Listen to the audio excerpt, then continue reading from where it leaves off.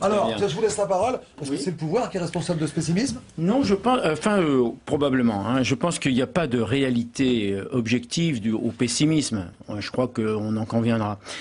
Je pense que la difficulté aujourd'hui en France, c'est quoi?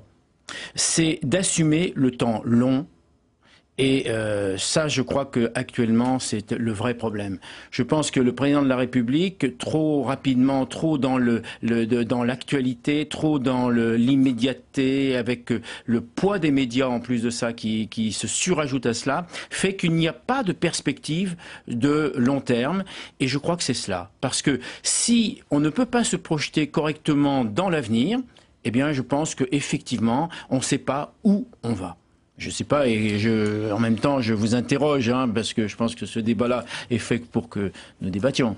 Alors, moi je dirais, bon, d'abord, on est le dernier pays, je pense, dans le monde à avoir une sous-culture économique. Je crois que c'est Phelps, le prix Nobel de l'économie, qui dit « La France perd un point de croissance du fait de son déficit de culture économique ». Ça veut dire que toute la journée, on entend, et de la part des politiques, que l'économie de marché, c'est la honte, que on est le pays, par exemple, qui ne redistribue pas l'argent. C'est faux. On est le premier pays le plus redistributeur de richesse au monde. Bon, le SMIC, on vous dit, des socialistes nous disent, c'était Mme Ségolène Royal qui disait pendant sa campagne, on a le SMIC le plus faible d'Europe. C'est faux, mensonge. On a un des SMIC les plus élevés d'Europe. On nous dit, on est le pays le plus inégalitaire. Nos amis de gauche disent, on est toute la journée, ils disent aux Français, vous êtes le pays le plus inégalitaire. C'est faux, c'est faux. Vous êtes un des pays les moins inégalitaires et vous êtes moins inégalitaire que la moyenne européenne. Pourquoi? Écoutez, le coût du travail, on nous dit, mais le coût du travail, il est plus élevé en Allemagne, c'est pas vrai, c'est bon. Non. Ce code vient de dire non, c'est en France. Mais je pense qu'on est d'accord. Contre le capital, même chose. Oui, j'ai compris. Bon, non, mais ce que je pense, c'est que vous avez raison dans tout ce que vous dites. Non, mais le moral. Vous avez raison dans tout ce que vous dites. Le problème, c'est pourquoi les Français qui ne sont pas plus bêtes que les autres. Ils ont moins de culture économique que les autres. Oui, ça c'est à voir. Hein. Vous savez, je circulais dans un certain nombre de pays. Je vois pas trop, par exemple, la culture économique en Chine, par exemple, qui est un pays qui se développe très rapidement. En Europe. Bon, ben même en Europe. Hein. Mais peu importe. Je crois que tout ce que vous dites, c'est juste. Et c'est là le problème. Donc ça veut dire que l'on travaille sur l'impression. Et pourquoi ? Cette impression. Pourquoi cette impression de pessimisme? C'est là la question qui est fondamentale. C'est pas automatiquement parce que tout à l'heure Patrick Chin nous disait que on était la 5e puissance mondiale, que on était les 8e sur le plan du niveau de vie, etc. Tout ça, ce sont des réalités. Et je pense que les Français, si on les interroge sur cela, de cette façon-là, ils vous diront bah oui, je préfère vivre en France même que d'aller aux États-Unis. Hein, parce que les gens trouvent qu'il y a un art de vivre en France qui est beaucoup plus agréable. Mais les Français se sentent plus inégalitaires que les États-Unis. Mais les Américains, 40% seulement sentent que les inégalités ont augmenté, 80% en France, alors que c'est exactement le contraire. Qui entretient ce climat et cette perception des Français? Je suis au Conseil de contrôle de la vie politique présidé par Bernard Accoyer. Nous allons avoir mercredi un rapport qui va être mis en place. Il y a quand même le fait que les 10% des Français les plus riches de France ont vu leur niveau de vie s'accroître considérablement, jusqu'à 70% de plus en 10 ans. D'accord? Ce n'est pas le cas de la majorité des Français. Alors je veux bien dire, ça ne veut pas dire que pour autant le dernier décile n'est pas augmenté. Grâce d'ailleurs, puisque la mesure est entre 1996 et 2008, grâce en grande partie au gouvernement de gauche qui avait augmenté sensiblement le SMIC. Mais la question n'est pas là. Ils ont augmenté de 50%. Oui. Les 20% les moins riches ont augmenté de 50% le revenu grâce aux aides sociales. Dans les 10 dernières années, bien sûr. Ni de gauche ni de droite. Bon. Non, mais enfin c'est quand même les augmentations du SMIC, puisque c'est ça qui est important. Mais encore une fois, il n'y a pas de quoi créer la morosité. Il ne faut pas se battre sur la réalité, parce que, à la limite, moi je suis d'accord avec vos analyses, et je pense que vous ne devez pas être très loin d'être d'accord avec ce que je dis. Donc ce n'est pas le problème de la réalité, c'est la perception. Vous luttez contre l'économie de marché. Qu'est-ce que ça veut dire ça, dans l'économie de marché? Est-ce que la gauche, j'ai travaillé à la direction générale d'un grand groupe français. Je sais ce que c'est que le business, je sais ce que c'est que l'entreprise. Excusez-moi, n'allez pas me faire croire que vos collègues partagent-ils cela? Mes collègues du groupe socialiste partagent ce que je dis actuellement. Mais ils sont pour travailler moins les 35 heures, contre le capital, contre l'ISF, pour l'ISF. Non. Est-ce que c'est qu'il y ait moins de précarité en France, par exemple, pour pouvoir affronter l'avenir? Voilà la vraie question. Qu'il y ait une meilleure redistribution des richesses. Mais bien vous avez le maximum. C'est le pouvoir politique qui est à faire. Mais c'est pas vous êtes le pays qui redistribue le plus au monde. Mais non. Est-ce que dire ça aux Français, ça entretient pas la morosité? Écoutez, si jamais vous aviez raison, d'accord, eh bien, les Français ne seraient pas les plus pessimistes. D'accord. Si, le problème, c'est que de toute façon, il suffit pas d'avoir raison pour avoir raison en politique. Il y a un problème, c'est que la population française ne comprend pas où on va. C'est assumer le temps long. Et cela, le politique, et particulièrement la façon dont le président de la République gouverne ce pays, eh bien, c'est en permanence sur le temps court. Et c'est là le vrai problème. On y vient. Est-ce que la droite française, lorsque Mitterrand était au pouvoir, est-ce que la droite française s'exprimait comme cela sur le président de la République? Est-ce que vous êtes sûr que cette opération... Attendez, laissez-moi terminer. Est-ce que la gauche française ne passe pas son temps à créer le mal? C'est une vieille technique marxiste, trotskiste d'ailleurs, c'est que vous créez le mal. Alors avant c'est Chirac, maintenant c'est Sarkozy, et vous en fait, après comme ça vous devenez le bien. C'est-à-dire que vous dites, vous avez vu, le mal c'est l'économie, le capitalisme, Sarkozy, les riches, voilà. Et nous, votez pour nous, on va vous protéger. C'est totalement faux. Vous décrédibilisez toute la journée, vous tapez sur Sarkozy. Oui, c'est-à-dire que c'est lui Sarkozy est reconnu comme celui qui a quand même sauvé l'essentiel de la planète sur l'économie de marché. Même certains de chez vous le reconnaissent. Au niveau de l'Europe, les gens de la Commission de Bruxelles vous disent que ça a été le meilleur président de l'Europe et tout le monde le sait.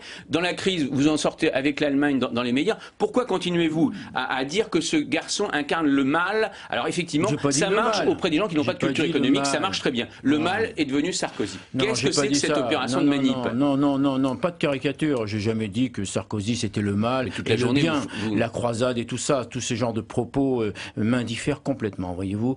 Mais je constate simplement que le président Sarkozy, et c'est là le problème, qui est posé parce qu'aucun autre président de la République ne s'est inscrit comme cela dans l'actualité permanente. Il suffit qu'une dame soit renversée par une voiture sur le pont Alexandre III, immédiatement il est là, etc. Bah, pauvre dame, etc.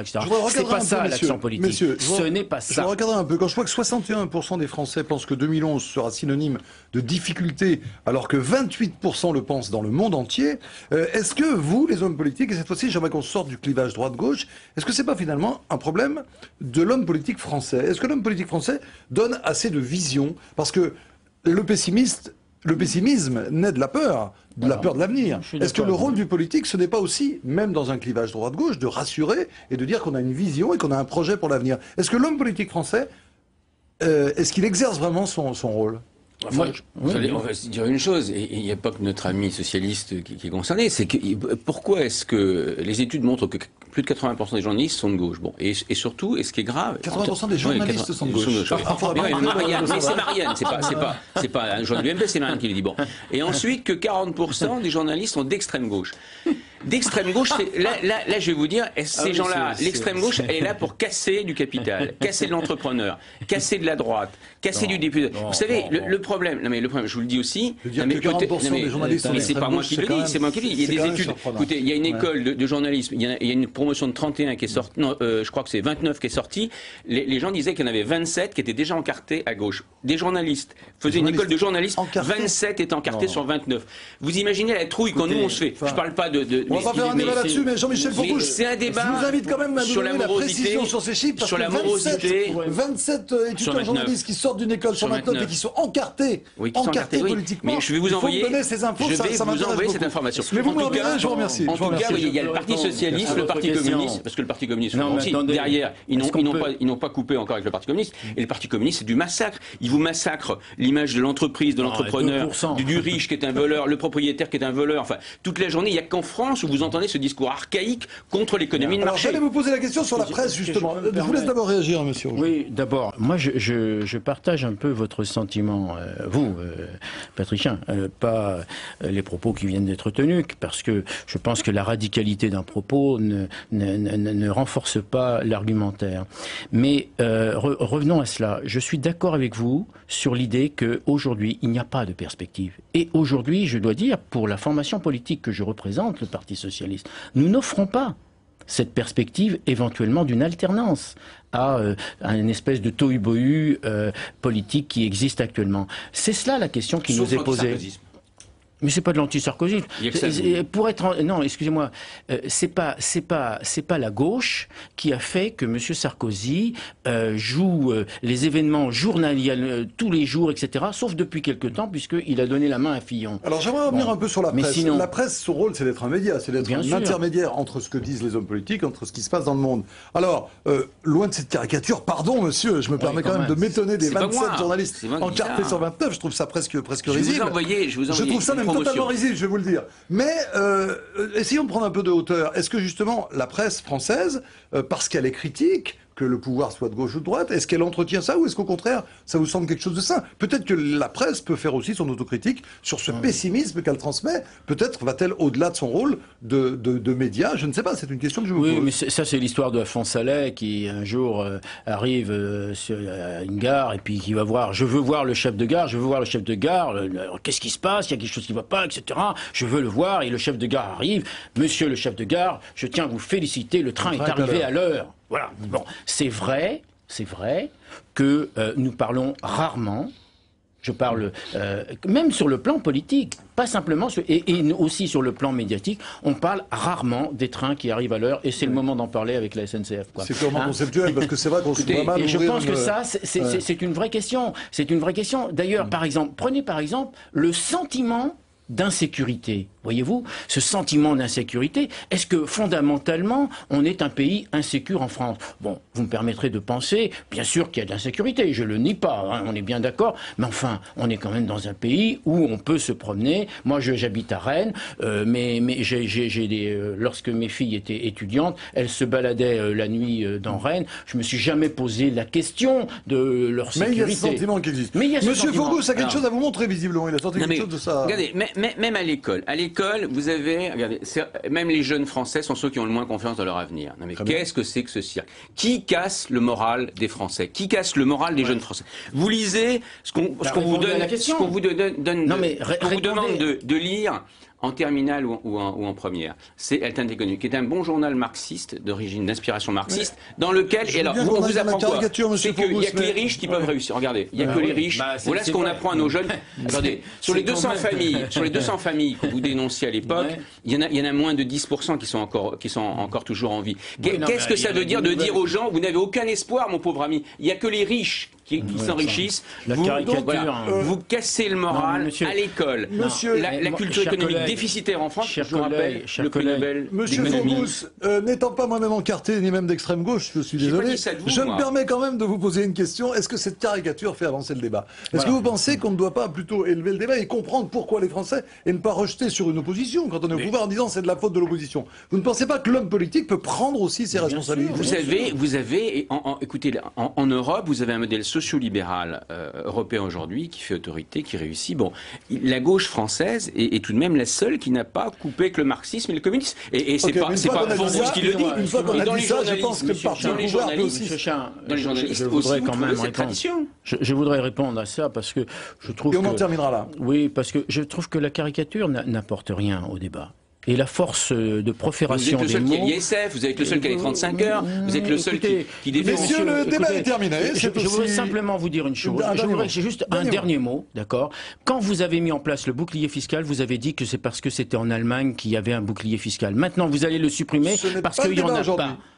Messieurs, je vous remercie, je vous souhaite une très belle journée. Et n'oubliez pas de boire votre thé. J'ai déjà commencé à boire le thé. Hein. Je vous souhaite une bonne journée dans quelques secondes. Dans quelques secondes sur ce plateau. Ça va faire du bruit, messieurs. Merci de nous avoir rejoints et à très bientôt.